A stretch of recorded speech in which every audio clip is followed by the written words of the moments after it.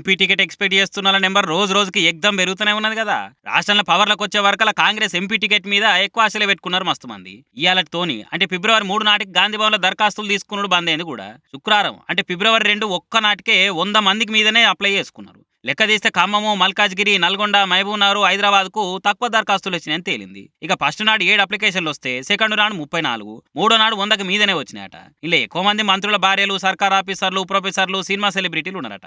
మల్కాజ్గిరికి వెళ్ళి బండ్ల గణేష్, నాగర్ కర్నూలుకి వెళ్ళి సంపత్ కుమారు, కరీంనగర్కి వెళ్ళి వెలిచాల రాజేందర్ రావు, ఖమ్మం టికెట్ కోసం డిప్యూటీ సీఎం బట్టిసార్ ఇంటామే నందిని మేడం తరపున ఆమె అనుచరులు కూడా దరఖాస్తు చేసుకున్నారు. విహెచ్ తాత కూడా నేను కూడా సీనియర్ నేరా బాబు, నేనెందుకు తగ్గుకుంటా అని ఖమ్మం టికెట్ కోసమే అప్లై చేసుకున్నాడు. ఇక నిజామాబాద్కి వెళ్ళి మాజీ ఎమ్మెల్సీ ఆకుల లలిత ఇట్లా చాలా మంది దరఖాస్తు చేసుకున్నారు. మరి అప్లై చేసుకుని అందరికీ న్యాయం చేసారంటే కష్టమే కాబట్టి మరి హైకమాండ్ ఎవరిని ఏ లెక్కన సెలెక్ట్ చేసి టికెట్ చేతిలో పెట్టి వీరతలికంతిది బరిలకు తోలుతుందనేది చూడాలి.